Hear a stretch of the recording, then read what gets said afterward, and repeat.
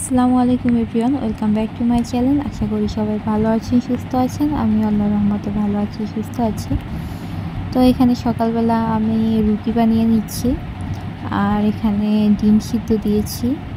কেউ এখনও ঘুম থেকে ওঠেনি। তো আমাদের এখানে লাল আটা রুটি খাওয়া হয়, কিন্তু আজকে রুটির ডোটাও অনেক শক্ত হয়েছিল, তাই রুটিগুলো কেমন যেন এবড়ো থেবড়ো হয়েছে। যাই হোক, রুটি এখানে সেঁকে নিচ্ছি। আমার শ্বশুর আব্বা প্রতিদিন সকালে ডিম সিদ্ধ আর কলা খায়, এটা ম্যান্ডেটরি তার নাস্তায়। কলা আর ডিম সিদ্ধ থাকতেই হবে। তো তাদের জন্য 2টা ডিম সিদ্ধ করে নিলাম, আর এখানে আমাদের জন্য ডিম পোচ করে নিলাম। খালুর আজকে ডাক্তার দেখানোর কথা, তো ওরা নাস্তা খেয়ে ডাক্তার দেখাতে চলে গিয়েছে। তো খালু একদম প্যাকিং শ্যাকিং করেই চলে গিয়েছে যে ডাক্তার দেখিয়ে বাড়িতে চলে যাবে একেবারে।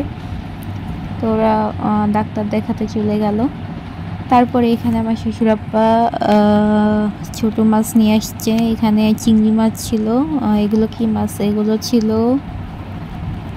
মোয়া মাছ, তারপরে কাচকি মাছ, আর ছিল শিং মাছ। তো শিং মাছটা কাটিয়ে নিয়ে আসছে, আর ছোটো মাছগুলো এমনিতেই নিয়ে আসছে। তবু আজকে আসে নাই, তাই আমি মাছগুলো বেছে নিলাম, তাছাড়া নষ্ট হয়ে যাবে। বাহিরে অনর্গল বৃষ্টি পড়তেছিল। তারপরে এখানে আমি মাছগুলো বেছে নিলাম। এখানে চিংড়ি মাছের মাথা আলাদা করে নিয়েছি। তো আমার শ্বশুর আব্বা বললো চিংড়ি মাছ দিয়ে ভর্তা করতে। আমি বললাম যে ভর্তা ছাড়াও এটার বড়া বানিয়ে খাওয়া যায়।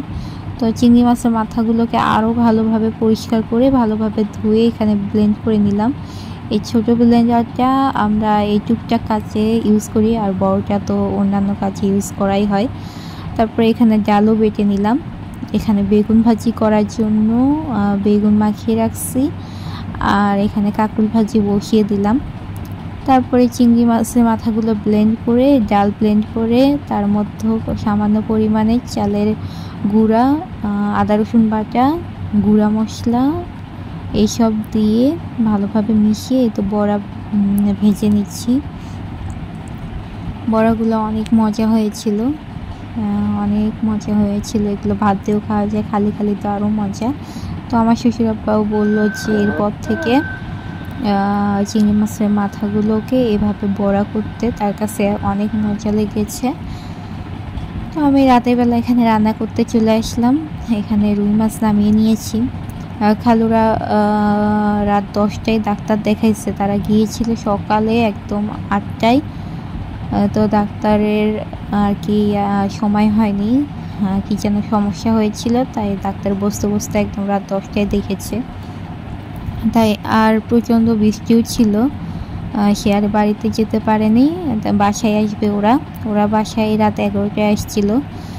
তো খালু বলেছিল যে মাংস একদমই সে খাবে না।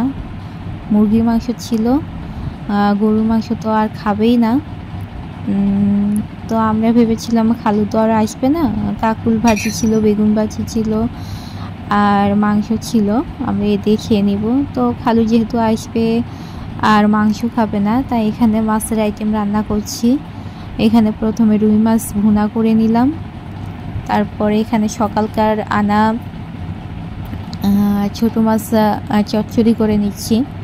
সে আসার পর থেকে একদম কোনো মাংসই খায়নি, গরুও খায় নাই, মুরগিও খায় নাই, তাই ভাবলাম মাছের আইটেমই রান্না করি। এখন বাজতেছিল রাত 11টায়। ওরা আগে থেকে বলেও নাই যে খালু আসবে বাসায়। ইকরার বাবা খালুর সাথে গিয়েছিল, ও ছিল খালুর সাথে। তো আমরা ভেবেছি যে খালু হয়তো চলে যাবে বাসায়, তাই এইসবই ছিল।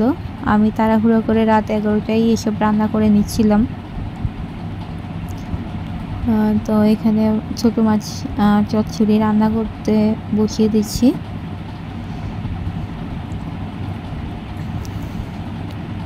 আর রান্না করবো আর মাছ আমার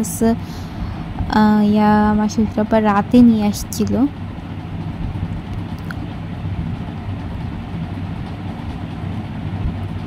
তো এই কেমনই এই সময় ঘুমিয়েছিল, তাই আমি কাজগুলো করতে পেরেছি। ও মাশাআল্লাহ এখন রাতে ভালো ঘুমায়। খুব একটা ডিস্টার্ব করে না। এই তো আর মাছও নামিয়ে নিলাম। এখন রান্না করব। আমি আর মাছ খাই না, বল মাছ খাই না, আমি হাতে গোনা 2-3টা মাছ খাই আর কি, রুই কাতলা আর চিংড়ি মাছ, এইসব মাছ আমার পছন্দ না। তো আর মাছ এখানে সুন্দর করে রান্না করে নিচ্ছি। তারপর দিন খালু আবার চলে গিয়েছে ডাক্তারকে আবার দেখিয়ে, ওই দিক দিয়ে চলে গিয়েছে। এটা ছিল পরদিন সন্ধ্যাবেলার ভিডিও। এখানে আমি চা বানিয়ে নিচ্ছি। আমাদের বাসায় সকালবেলা আর সন্ধ্যাবেলা চা খাওয়া হয়। আর ইকরার বাবা একদম চা কফি কোনোটাই খায় না, ও বাসায় কখনোই চা কফি আমি খেতে দেখি নাই। তবে বাহিরে গেলে যখন বন্ধুদের সাথে থাকে তখন হয়তো 1 কাপ খায়। তো এখানে চা করে নিচ্ছি।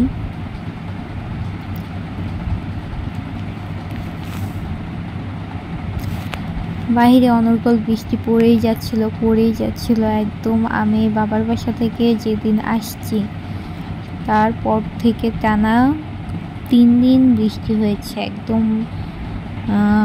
মানে 24 ঘন্টায় বৃষ্টি হয়েছে, যার কারণে আমি কলেজেও যেতে পারছি না, ভর্তিও হতে পারছি না। যাই হোক, এর মধ্যে আমাকে কলেজে যেতে হবে, ভর্তি হতে হবে। তারপরে এখানে আমি চায়ের সাথে খাওয়ার জন্য বিস্কিট নিতে চলে আসলাম।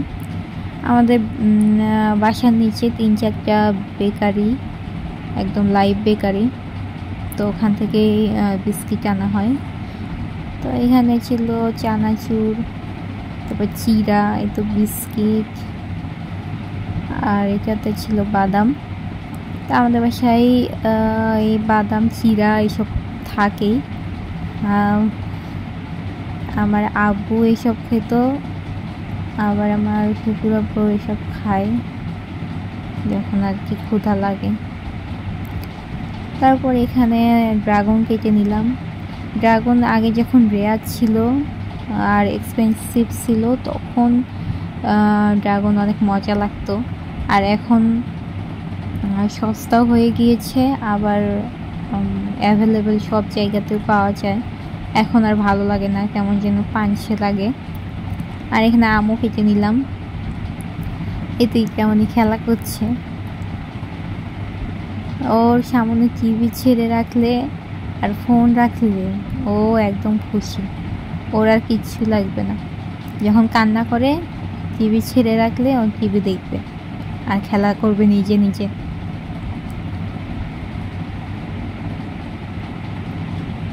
আমরা বসেছিলাম, আর এই পিৎজাটা আমার খালু নিয়ে এসেছিল গতকাল। এই ছিল আজকের ব্লগ। আল্লাহ হাফেজ।